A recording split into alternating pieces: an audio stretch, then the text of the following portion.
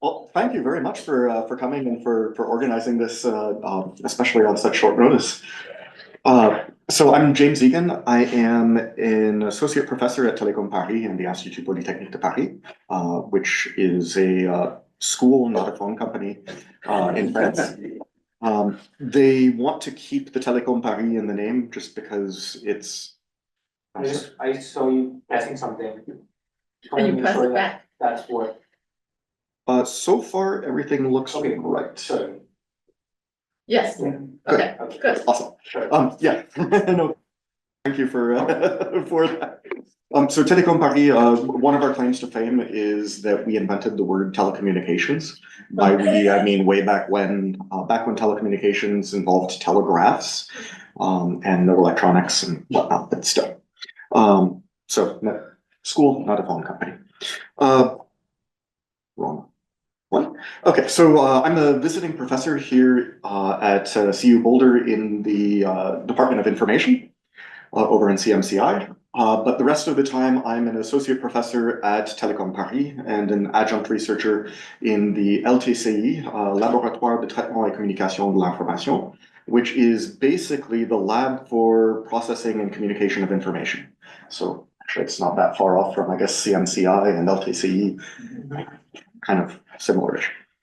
Before that, I did my master's and PhD at Georgia Tech in Atlanta. And then I have a bachelor's degree from Lawrence University in Appleton, Wisconsin. Has anybody heard of Lawrence University? Excellent. Are you by any chance connected to Wisconsin? Yeah. Okay. Well, Clayton also waves that he knows. Awesome. Cool. Oh, awesome. Okay, so it's a small, at the time it was 1,200 students. So liberal arts college in Wisconsin. So before I get into this, I just wanted to start with a story. There was a study of animals looking at their speed and their energy efficiency. And you would, if you were to sort of plot these along two axes, X and Y, you would see that up at the top, you have the sleek, elegant animals that are really fast and really energy efficient. And then at the bottom are big, lumbering, non-energy efficient, and so on. And you have, well, people, humans. And so somebody then asked in this presentation, this plot, what happens if we give that person a bicycle? And there, of course, the bicycle, suddenly we go off the chart. So that's pretty cool. And so when Steve Jobs was asked about this, he said that what a computer is to me is the most remarkable tool that we've come up with. And it's the equivalent of a bicycle for our minds. So let's pursue this metaphor. If we think of the computer, so the computer is a tool for people. It's a tool that helps us interact with and manipulate things. And of course, in a computer world, things, that means data. It's a tool for understanding and a tool for communicating. The problem is that we need better tools. The computer is still a very rudimentary bicycle. So we need better tools that can, for example, improve the interactive bandwidth that we have when we're interacting with this machine, in the same way that a musician has just tons of bandwidth available to them to interact with and manipulate notes and frequencies. We want to have learnability. Again, music comes into mind very much there, with masterability and alignment to the task. There are many people who are working on that, and especially in the CHI and UIST communities, but also a lot of people here, and so on. But we want these tools, moreover, to be tools that people can appropriate and adapt to their own personal and idiosyncratic needs. There are not as many people working on this part, although it's funny, if you look back into the 1980s, there was a lot more active research on these kinds of topics. And then finally, we want to use this as a tool for amplifying cognition. Things like sense making and visualization. And those are topics that I'm not really going to get into in this talk, but it's actually one of the axes of my own personal research. So the problem is that today we are working with the equivalent of the penny farthing bicycle. And so what we really want to do today, that computer or that bicycle, it might look a little bit more like this. But we also have a lot of different models of bicycle. So for example, if we push that metaphor a little bit more, we have racing bikes, and here's a bicycle for a large family. This is a photo of a bicycle that I actually just took here in Boulder. I think this one was in Boulder. I can't remember where I took this. No, I'm blanking. This is one that I took when I was visiting in Zurich, and this is one used to deliver mail. This is one used for somebody who's just tooling around and having fun and doing all kinds of interesting acrobatics. And they've added on foot pads and extra gizmos and doohickeys to make it suit their specific purpose. If I were a BMX biker, I might actually know better terms than gizmo and doohickey. This is one that I took at a conference. This is somebody who was selling coffee off of their bicycle. And they, built a cabinet and attached this. There might have been, maybe the frame was an off-the-shelf component that they then adapted and suited to their own specific needs. But if we look at software, well, we don't have all of that same kind of flexibility. The computer designs for today's software is rooted in the office worker of the 1960s, where office work meant working with files and folders and file drawers. There was one machine, one user, one keyboard, and we'll push the metaphor a little bit and say one mouse. But basically one set of input devices for a person. And of course, I kind of like the fact that this is a completely 3D rendered impression, so it's more real than real. Okay, so if we consider a modern application, and of course modern, you have to use your imaginations a little bit here because this modern application is 15 years old. Imagine that we have a neuroscientist who's working with scans of healthy and sick brains. And we have a wall that's able to display 64 high-resolution scans of these brains. We have a table that can display a much lower resolution, but has nice affordances. We can gather around as colleagues, we can interact with them together, we can sort them around, put healthy ones and sick ones in juxtaposed in ways that make sense given our specific analysis at hand. To orient those brains, well, we need some way to orient those 3D projections. We could do mental math and projections and XYZ axes and things like that. Or we can take our chopstick from takeout lunch, instrument it with a brain that we bought off the internet and some trackers, and now we just point to the parts of the brain that we're interested in, and all of the brains on the wall will reorient to show that. So that's a nice example. That's one we actually built for some neuroscientists that we were working with, actually we were able to hack the software that they used, but still.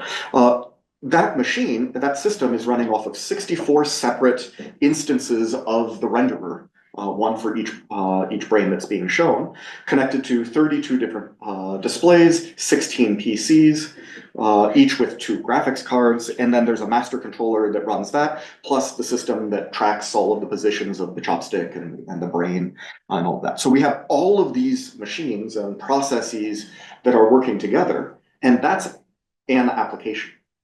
So in this kind of a context, we have to start asking ourselves, does the metaphor of application and document really still apply? Here's another one. This is real software that's running on my laptop, transferred to the table. Now my colleague Clemens is stretching that out on the wall. And then I'm going to just update the laptop, and that's live broadcasting to the wall, and you see it grow there. So again, this is the same environment. This is the same combination of hardware and machines. We've added my laptop there. And so this is a nice way that we're just sort of extending and appropriating from my laptop to this wall as this giant new screen. We've scaled this up. So does anybody see what might be a challenge with taking the window that was running sort of like VNC style projection onto a large wall? Is that Resolution? Yes, exactly. So the first thing that Clemens did there was blow up the window. And so if you're used to just stretching something like that out, you might end up with giant chunky pixels. So if you just take the pixels like straight VNC might do. So what we did is we actually hacked into Cocoa, the application environment on Mac OS. And what we did is interactively printed to a PDF every time the frame updated. In certain versions of Mac OS, that actually gave us acceptable frame rates. But what that means is that you can transmit the backing store for those windows. So when you're transmitting text, you're sending the text rendering. When you're sending icons, I don't know if you saw that, but let me just go back. Like for example, it's clearer on the T that it actually looks clear because what's going on is it's sending the backing picture, the backing image, as opposed to the rendered image. And so the backing image might be at a higher resolution than what's actually being drawn on the screen. Cool. So that's neat. That worked at least at the time that we did this software. Of course, Mac OS has tightened the screws on security, and that makes a lot of these hacks difficult. But the problem is that software isn't soft. That there, oh yeah, okay, sorry, I got lost. I thought that was a bug in my slideshow.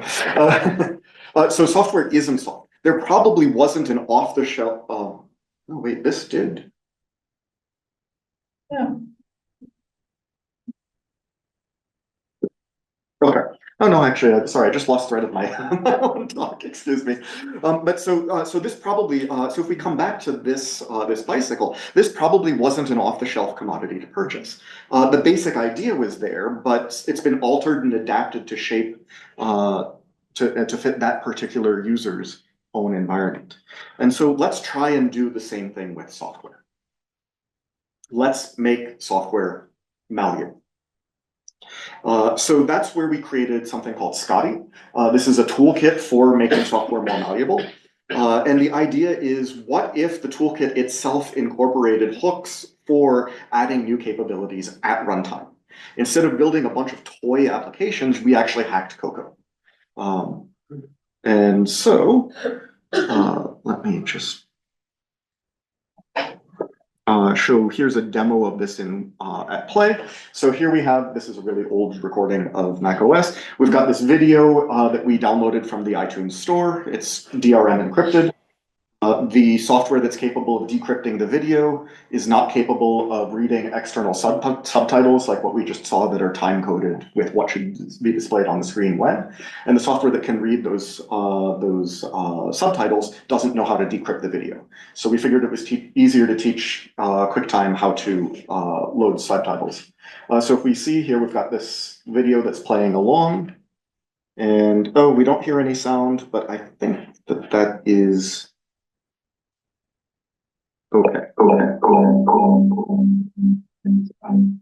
Let's not do that. It's okay. I don't think we need the sound. But so what we see now is we've basically taught QuickTime Player with a little bit of code how to do that, and so we now have subtitles in there.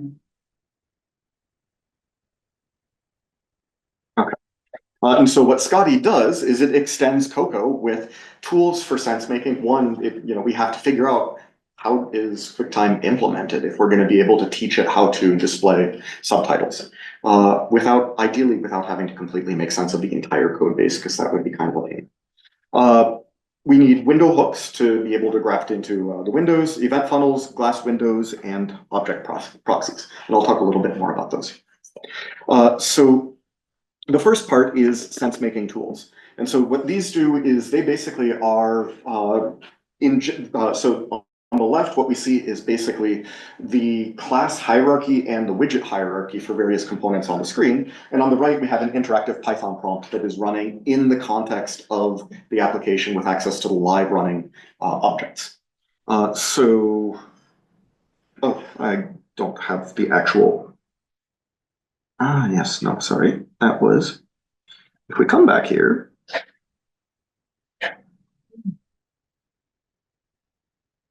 so what we need is to come all the way down here. Is it?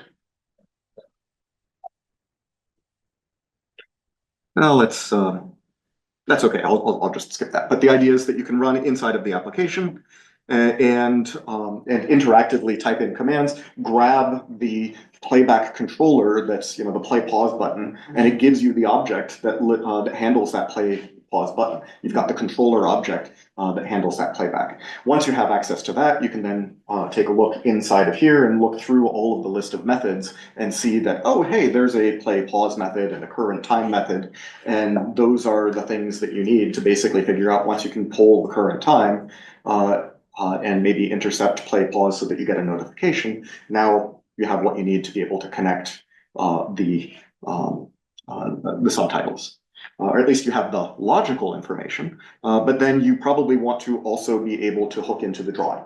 And so we have glass windows that you can attach to those windows and window hooks so that you can find out, for example, when a window appears. Now, these are similar to the hooks that are already existing in most drawing toolkits, but those aren't designed around modifying the behavior and so and overriding the behavior. So, for example, here we see the window appeared. That's a standard one, but we want to know when a window will appear, when it's just about to appear, but before it's actually drawn to the screen, so that we can modify it how we want and tweak it without having some sort of like a flash of an old window appear. When a window is repainted, that's great to know, but we want to know when it's going to repaint, or when it did repaint but hasn't actually repainted. Or when a window disappeared, we want to know when it will disappear. And so if we combine all of those, we can also have an event funnel, which lets us take all of the various input events and funnel those to a generic handle event. Some toolkits, this is kind of already there. Others, this is harder to do. Where this is useful is then we can, for example, implement our own state machine library that lets us use state machines to more easily describe the sequence of events and so on. We have glass windows that let us basically attach something to a window, and then we don't have to worry about, as that window resizes or moves around, that it's just going to stick and stay there.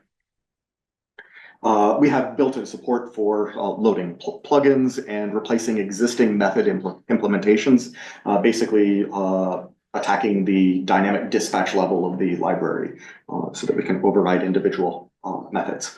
And so what you can do is take, for example, an object and create a proxy of it that stands in its place and then intercepts those method calls and tweaks them as is necessary. So that's neat. That's fun. It works, or at least worked pretty well. There's a reason all of these are now videos, because modern macOS, well, good luck.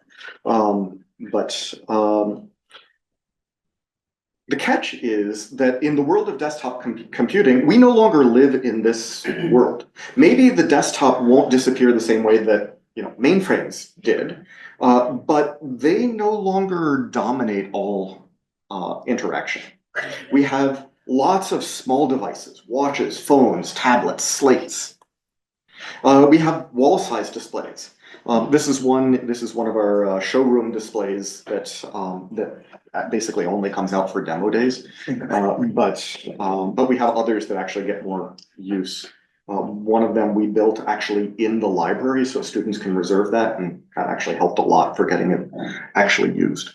So we've got this.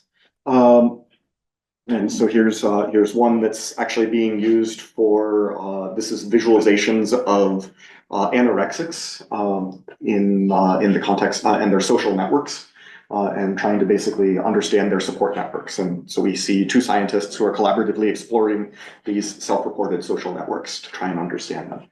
Actually, I say that this was just, we were walking through the technology. This was a random photo that I took, but this is the actual context that it was used in. So that brings us to Alan Kay's vision and Mark Weiser's vision. So Alan Kay has a vision of personal dynamic media, where, for example, if you ever read this article, it's really neat. There's a story of Jimmy and Beth who are playing a space war game in the grass.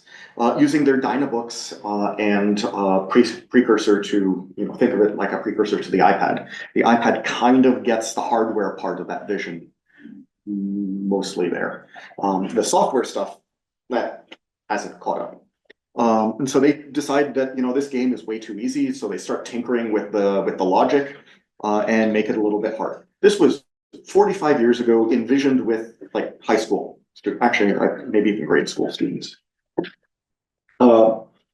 Fast forward a little bit, it seems like, way back when at about the same time, but it's actually 20 years later. We have Mark Weiser and, the calm computing vision, ubiquitous computing, where you have a bunch of people who have, basically all of these different hardware configurations and they work seamlessly together.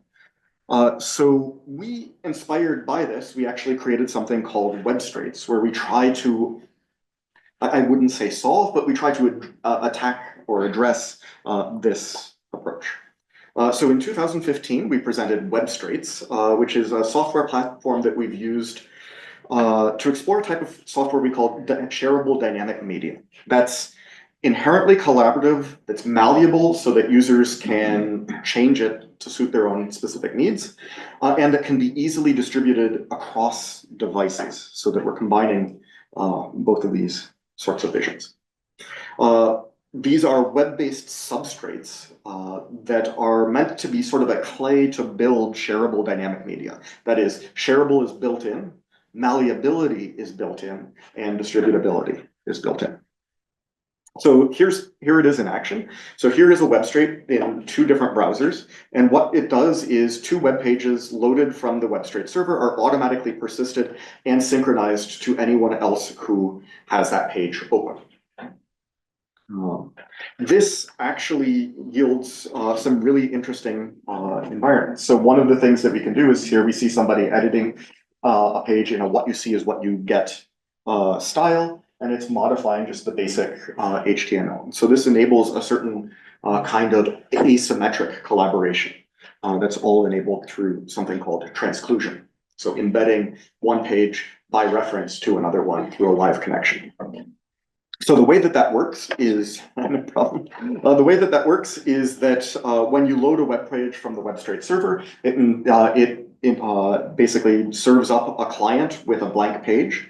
That client then talks back to the web straight server, asks for the one that's mentioned in its URL, and then dynamically generates the HTML DOM for that web page. So the internal browser representation of the elements on that web page. So it dynamically represents that, and then installs a listener so that anytime one of those DOMs changes, it sends it back to the server and can then rebroadcast to other clients and vice versa. We can also use, again, do transclusion. So this is this hypertext concept coined by Ted Nelson from the Xanadu project. And this enables embedding a document. So for example, here is the figure of a tiger that is embedded in the editor on the left, and so on. So this enables some really interesting asymmetric collaboration capabilities. So here we see the main document, which isn't shown, but it's like the one that we saw earlier that was the plain HTML. We see a WYSIWYG editor on the right and a sort of hackers-like code editor with monospace on dark font, monospace font on dark background running. And as changes happen, they are live synchronized. You can also use this to collaborate with yourself asymmetrically. So here we are rendering the live preview of what this might look like when it's printed.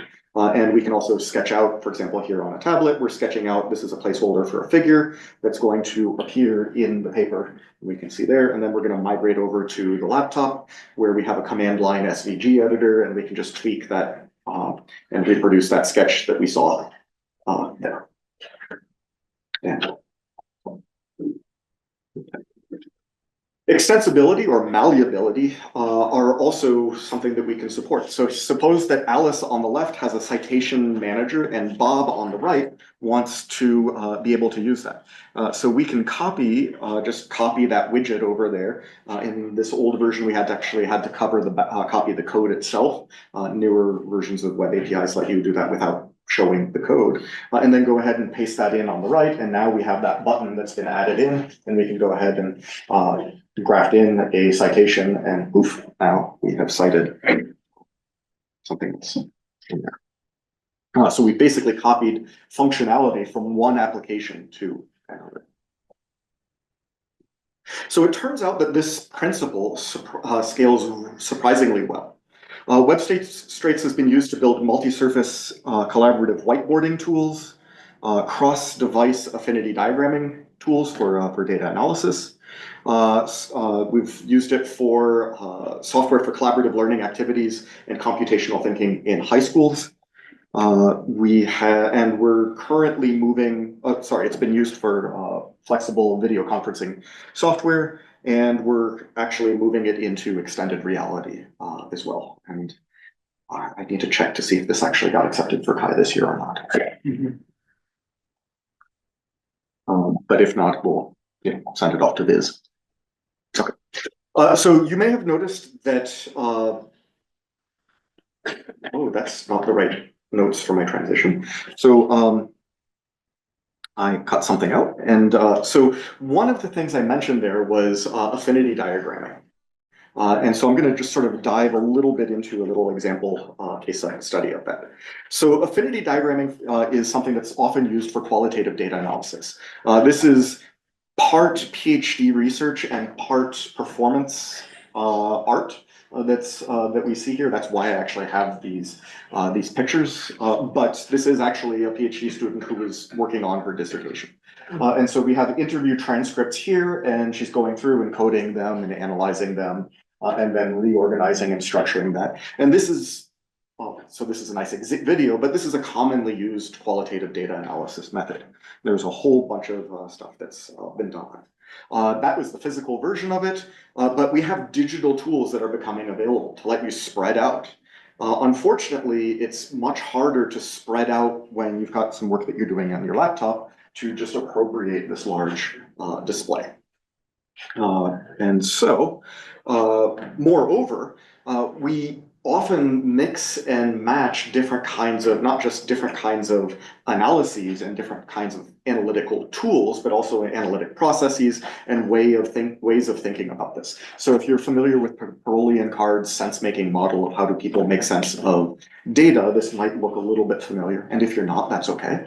But what we have is multiple ways of, for example, a code or textual oriented process versus a graphical process for various phases along these analysis. When you're coding and identifying various excerpts of an interview transcript, or structuring them and organizing them and putting them together and creating higher level schemas and so on. The problem is that the tools don't let you easily mix and match and blend and jump, and these are arrows all over the place. If I were to go back here and show you this, that you jump from this phase to that phase, you might jump up and down between those, and it should really be fluid. But the tools make that really hard. So what we did is, again, research grade proof of concept software with some clunky UX, but it works. And we actually use this to do a couple of our studies. So what we see here is when you only have your laptop, here is, it might be useful to, work with just your coding on the laptop. If you happen to have a board-sized display like this one here in your office, that's great, and it would be nice to be able to appropriate that. And so, for example, as Jali codes this transcript, her excerpts jump out onto this board where she can treat them spatially. And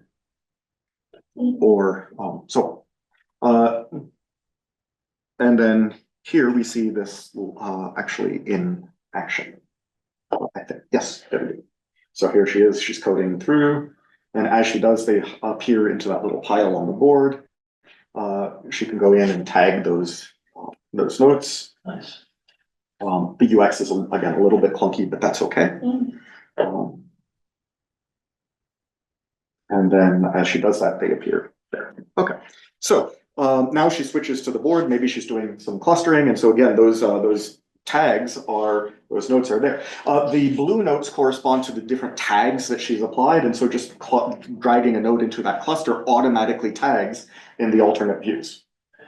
Now, one of those views is spatial and one of those is not. So we have some tricks, like I think Oh, actually, I don't show it here, but there are some tricks to try and help manage those discrepancies.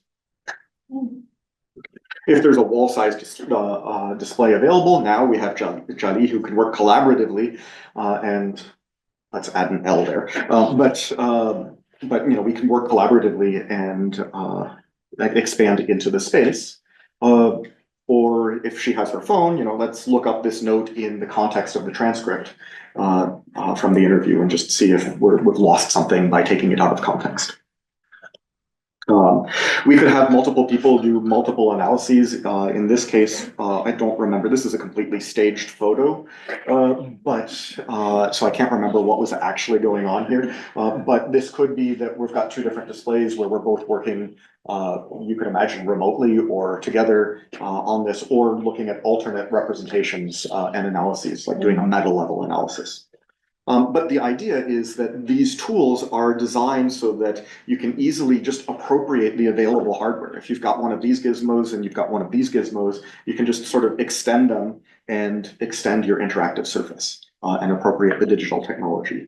Or change the analyses and link those in ways through these underlying web substrates that support that.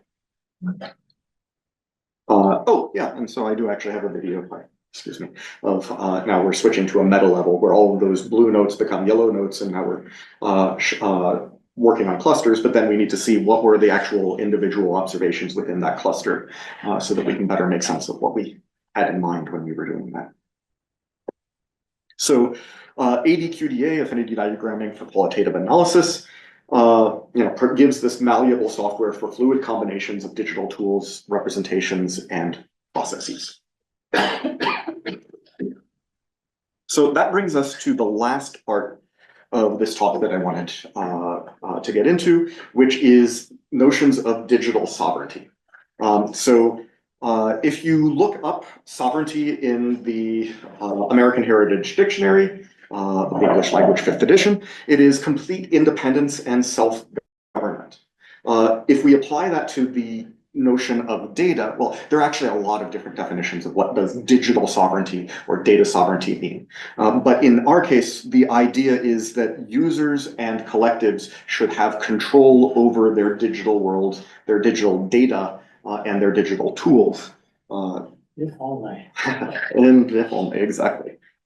Digital sovereignty is thus the complete independence and control over one's data. So if we bring that back to web straits, there's a problem here.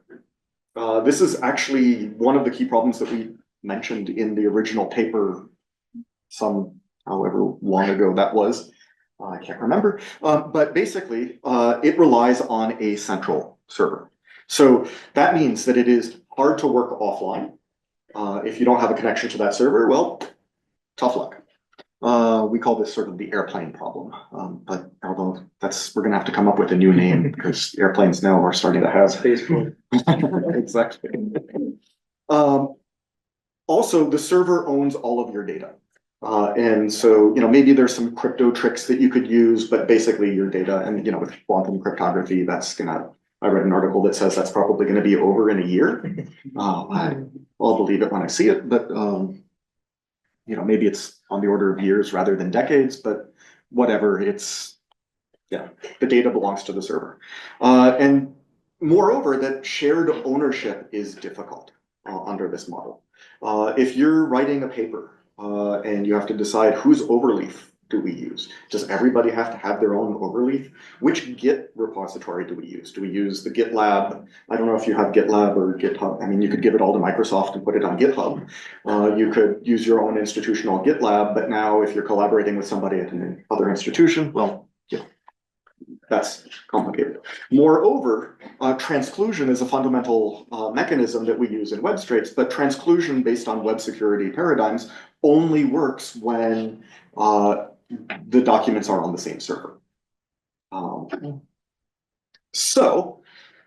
Just this past October, we presented a follow-on, some 10 years later, of something we call My Web Straits, which is basically, My Web Straits is web straits re-implemented on top of following a local first set of principles. So local first software is a concept coined by our collaborators at Eagan Switch, which is software that is first and foremost on the local device and then optionally and selectively can synchronize with the cloud. But while maintaining the same sort of affordances for collaboration that we're used to if you work with things like, say, Google Docs. So here's my WebStraits. My WebStraits is WebStraits. When WebStrait in my WebStraits is created, it lives only on that local machine and in that local browser. It can be selectively shared by connecting it to a synchronization server. So let me show you that in this video here. So here we've got this WebStrait. If we load that in a private browser to simulate another machine, we see that it goes to load it up and it can't find it. So now we're going to go through, this is done in the command line, but you could expose UI to do this, and we just add it to a synchronization server and then just append the name of that sync server at the end of that URL, and now it just goes and remotely fetches that, and now it can synchronize, but we've explicitly granted access for this document to that specific server to collaborate through. So if we come back to the notion of shareable dynamic media, we've proposed two new principles for this. The first is sovereignty, and the second is interoperability. So sovereignty, again, is what we've been talking about. And so what my WebStraits, in fact, does is that it adds what we call a local first data substrate underneath WebStraits. And so we codify that exchange protocol. This is built on top of Eagan Switch's implementation of CRDTs, conflict-free replicated data types, that are basically synchronization without a central server. Sort of like a peer-to-peer type mechanism. And that's a library called AutoMerge that provides that. So by making my WebStraits use this local first design, we get some technical benefits such as support for offline use. We get synchronization even over an ad hoc peer-to-peer network. And AutoMerge also, just out of the box, gives us access to branch and merge style versioning, which is important when you're no longer live synchronizing everything. For example, the airplane problem, and so on. Moreover, and more foundational, it also gives you more individual and collective digital sovereignty over your data and where that lives. And then also that data substrate enables interoperability beyond just the web. So in my WebStraits, you can use your WebStrait even when you're not connected to the internet. You can, so here, for example, is the Mirrorverse video conferencing software that is running here. We see that that's loaded. If we go and try and load something like, say, Google, we see that, oh, we're not connected to the internet, but we go back to Mirrorverse, reload the page, and poof, it's continuing to run locally in that browser. If you are working on, say, an airplane, well, you can actually set up an ad hoc peer-to-peer network. And so here we see two laptops that are exchanging QR codes to set up that peer-to-peer synchronization protocol. This was incidentally a video, this was a figure that we actually added to the paper at like 11:59 the night before the deadline. So digital, we like to say that local first facilitates this digital sovereignty, that data can be stored just not only on your own machine, but it can also be stored on other people's machines, and you have control over that. So what we see here is represented by chess pieces are different WebStraits. What we can see here, for example, is the black rook. Well, that's synchronized, everybody has it. The crown, Alice has that on her own machine, and she also has it on her personal server, so she could presumably use it on her own other devices, but she doesn't share that with anybody. Alice and Bjorn are both collaborating through Bjorn's company server, holding the purple bishop, and so on. And then Bjorn only has his super secret red knight that exists only in his own browser. Okay. Webstraits, moreover, don't exist in a vacuum. So we have added new capabilities because there's a codified, formalized underlying data substrate. Well, we can embed, for example, Webstraits inside of Ink and Switch's tiny essay editor that just knows how to talk through this the same data substrate. Or we can do the same thing. We can embed things from the tiny essay editor into a Webstrait and then use Webstrait tools to modify, for example, the representation of the contents of that essay. Or here, this one's kind of bonkers and it needs a video to see. But what we've got is a 3D scene graph in Godot, Unity, and a web browser. And so there is a web page that is controlling falling Tetris pieces. I'm going to just pause that here. Yeah, okay. So we've got falling Tetris pieces. This is one web browser, this is another web browser, each connected with another keyboard that's off screen, and this one. And we can control the pieces. One person controls the yellow ones, one controls the oranges. This is just a regular Godot scene graph, and this is a simple Java application that renders just a flat projection of that, but that you can do things like, it doesn't know it's a Tetris game. All it's doing is letting you just grab the walls and pull them off or change those blocks. But the web browser only knows how to handle the keyboard input, and the Godot just knows that it's dealing with this 3D scene. Let's pick that up. So what we can do now is have the multiple players, just keep on playing. And as this block doesn't fit, the player over here on Tetris can just grab and change that block, switch that over, make it fit. That's cheating. And then we can do things like over here, we're going to just start pulling off those walls, and you're going to see them flying around in the 3D model, because each of the different pieces doesn't know about the other components. Shit, I could write Tetris. As I said, it's a little bit bonkers. Okay, so the way that this works is if we come back to this familiar diagram from earlier, so we install the Webstrait client into a blank page, and hold on, okay. So that's how it worked before. What we now do is that there's the Webstraits client, and that's served from a static file host.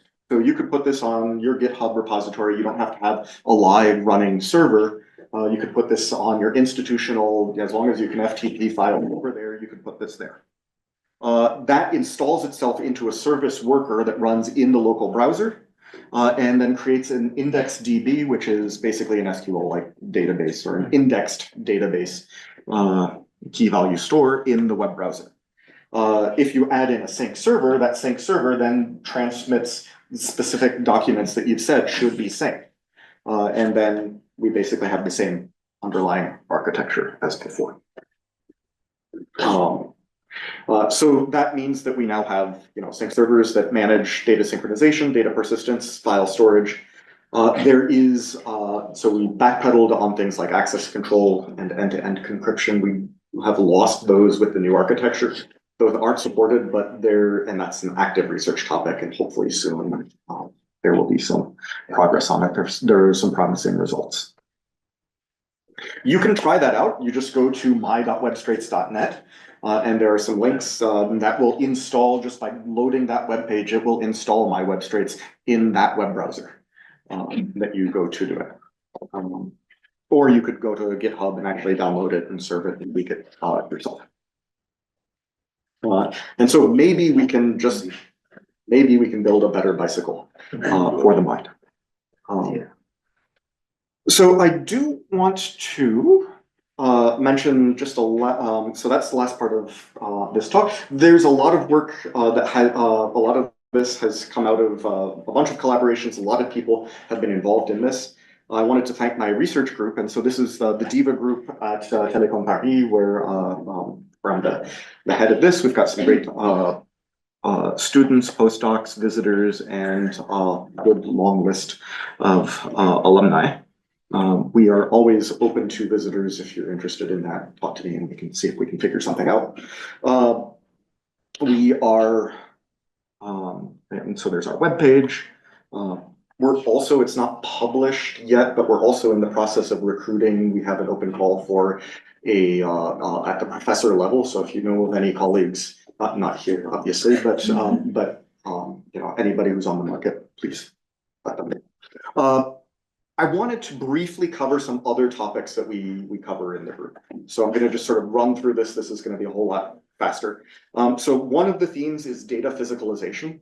And so I didn't talk about these here, but I think this is going to appeal to a lot of you as well. So for example, data physicalization, this is a book that was published by Samuel Duhon, one of the team members, on making with data, along with a bunch of his collaborators. It explores the use of physical manifestations of data. This is actually not one of our works, but I really liked the picture, and it does a good job of showing the idea of expressing, exploring, and communicating data and creating digital or physical representations of that. And then there is a, and so yeah, that was so, and then there we go, they're just loaded. And then this is a taxonomy paper that also introduces the concept of input visualization, where the idea is using these not just as a way of conveying data, but actually of constructing data. Some work on spatial memory. So this one's actually starting to get a little bit old now, but for example, this is some work. I can't actually show you the real videos because this was done in the context of a nuclear power plant command and control room. But the idea is, for example, projector augmented arms that could help people to master and learn orientation within the space, and where a lot of dense environment and dense controls might be organized within the space. Turns out that people are really good at spatial memory, so we try to actually use that to help them learn this. And also use that spatial memory to, for example, learn arbitrary commands within a space. And so we have like a connect-based type marking menu where you can point to arbitrary things within that space. And it turns out that this works really well even when somebody else picked that mapping. And you have to learn somebody else's mapping. Turns out we blew the our rubric. We had something like 50 commands that people were to memorize, and people were remembering even after something like 2 weeks. People were still remembering 47 out of 50, and we were expecting that to be way lower. Our first pilot studies, we had to actually way boost the number of things to memorize. Or use positions on the body and benefit from you know, the proprioception and things like that. And so here's a version of that, you know, applying, you know, comparing that to marking menus in a VR environment. We also try to build alternate input devices. So this is one that tries to reconsider people's relationships with technologies. So we can add new interaction capabilities, like imagine a map where the finger is pointing the way that you need to go. But also it changes the way, just having this sort of anthropomorphized representation changes the way that you interact and relate to this. So here we see sort of a naked robotic core, but we could also have one covered with fur, or even cover it with skin. And so here we have a, for example, skin and flesh with depth and substance that you can pinch. If you can use it as a trackpad, but you can also pinch it and twist it. And That's not great. seeing the prototypes when he was building this, it was just walking into his lab. It was like Frankenstein's horror. Yeah.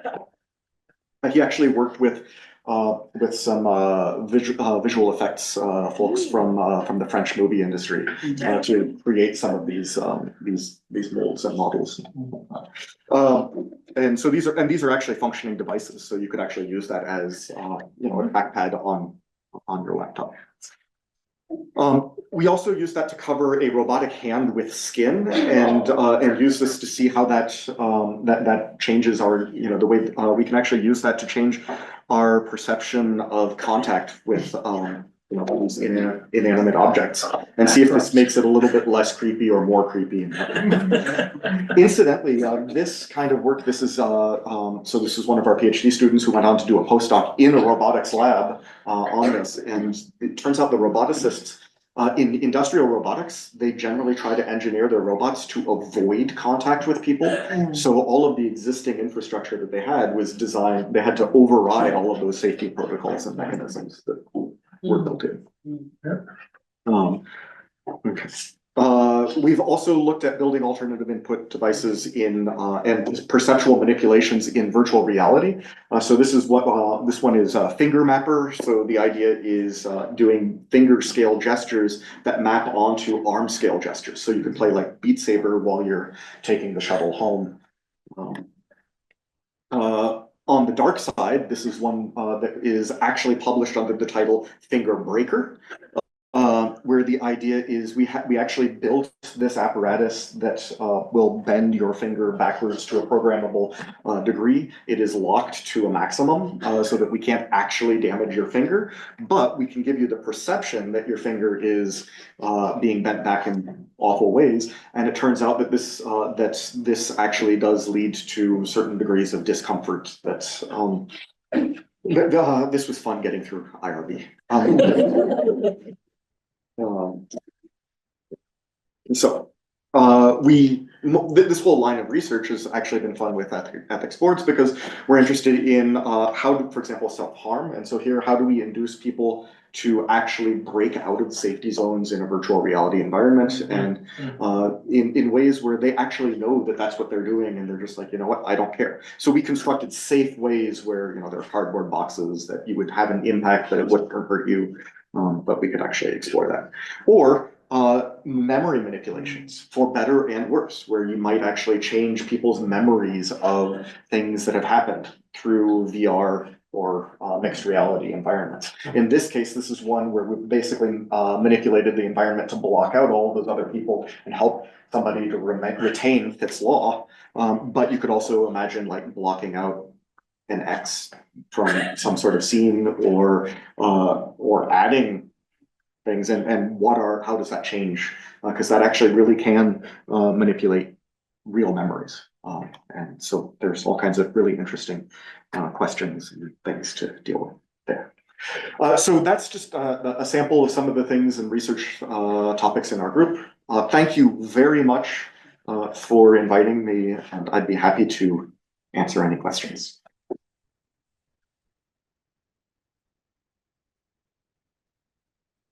Also apologize, I think I went a little bit long. Good. Questions? How much time do we have? We have some time. A bunch of arms. A bunch of, go ahead. Yes. Why do you think local first is not like the default then?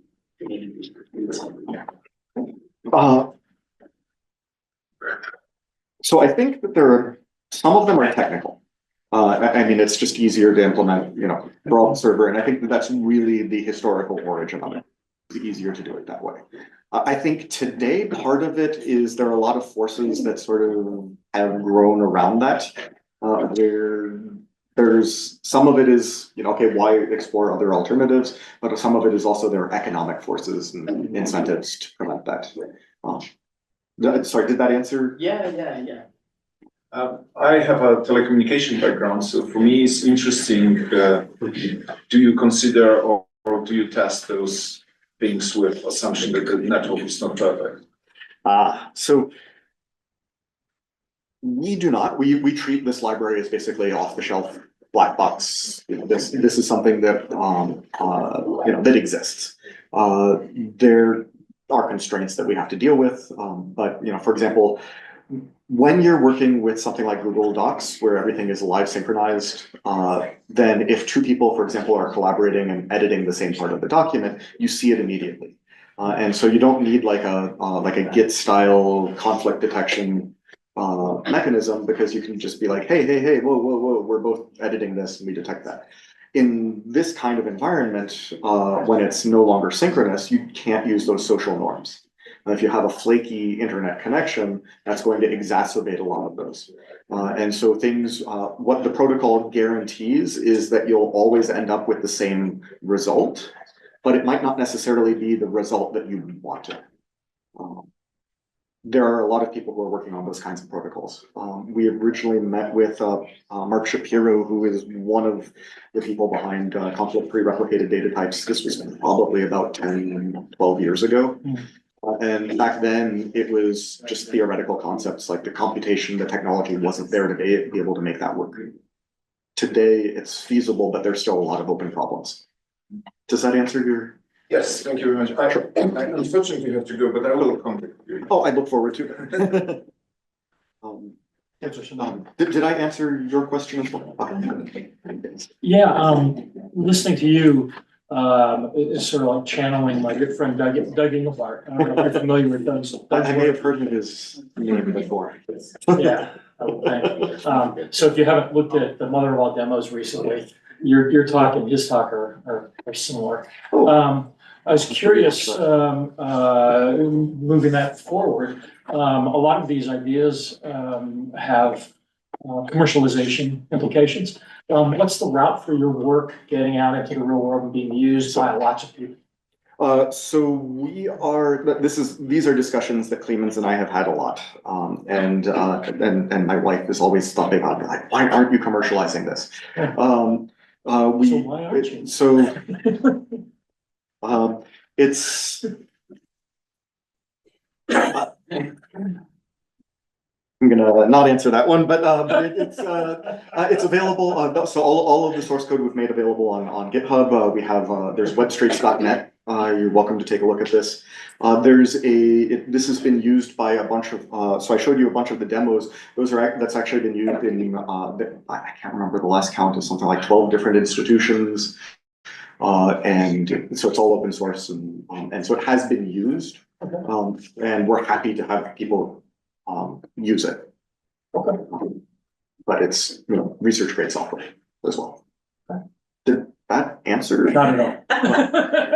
We'll talk. Okay. Sure. Okay.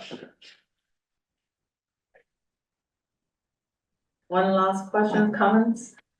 Maybe as a step before commercialization, I was wondering if you could talk about how it's felt to sort of pursue this research vision over the span of 15 years, 10 years, because I've seen a lot of the mirror blender, mirrorverse papers, and it's always come up, we use CodeStraight, we use WebStraight, and it's exciting to see that there's some VR stuff, because that's been one of the main reasons I haven't played around with it. But then it's been a long time. There's a lot of effort gone into building this as a tool. But how has it felt as somebody leading this? So one is, it is a lot of fun. This is one of those projects that I know that one, working with Clemens, working with lots of great students. This is it's just, I don't have words, but it's just, this is why I'm in research. This is so there's that. It's also nice being able to work on a project that's not tied to what is the latest. A lot of the work that we do is, especially, after PhD, is, what can you get funded? What can you find resources to work on? Yeah. And so it's nice being able to work on something where, it's easy to, tune it to various types of projects and steer that along. So that's practical, but more generally, I think this is something that there's so much more. Every day there's, I don't feel like this is done. I think there's so much more to work on. Oh, and it'll get more and more. And it's So I'm curious about the image handling, the visualization handling. I've worked on a lot of vector underpinned systems, and yours looks like it's more of a data substrate. Have you looked at vector underpinnings for the system on the visualization handling? When you say vector underpinnings, in which sort do you... if you move from small screens to large screens to all that flexibility, anything that's bitmap is problematic. Okay. Right? So if you convert all of it to vector, then you can, with fidelity, pretty close to you. You can expand it, contract it, change it, morph it, all those things. It's a struggle. It's challenging. The math is challenging, but I think you may not have played with it because your interest is in the data substrate. But I was curious if somebody else is doing that with you. So one of the things that I didn't mention it here, but we have done VIS straits, which are visualization substrates that try to basically sort of like do collaborative, like working through different representations of different data that are being projected on like a large display and synchronized and so on. We've ported D3 into this, and so you can do like D3 renderings and so on. One of the challenges that the original version of Web So Straits. sorry. No I don't know where did that. problem. One of the original versions of Web Straits synchronized everything in the DOM. And so the idea was, in fact, I think the original talks we talked about, it synchronizes the DOM, the whole DOM, and nothing but the DOM. Turns out that that's a problem. That's a nice, simple, straightforward model. But then if you're doing, for example, a force-directed graph layout, that's one, non-deterministic, and two, there's stuff changing all the time. That's just too live. Too much data it saturates that, especially since every single change is persisted. So we've added support for what we call transient. That is basically you punch holes in the DOM that are just all local, and all those changes, they just happen locally, but they don't actually get synchronized. You can also do signal streams on a peer-to-peer basis that bypass the server and things like that. If you have non-determinism, then you still need to, for example, synchronize seeds so that they're deterministically non-deterministic, if that makes sense. For example, if you're running a non-deterministic simulation on two different devices, well, then you're going to end up with different results, modulo whatever that variance noise is. Did that? Sort of, I think I keep dancing around your question. As much as I think you, yeah. There's a question. Yeah.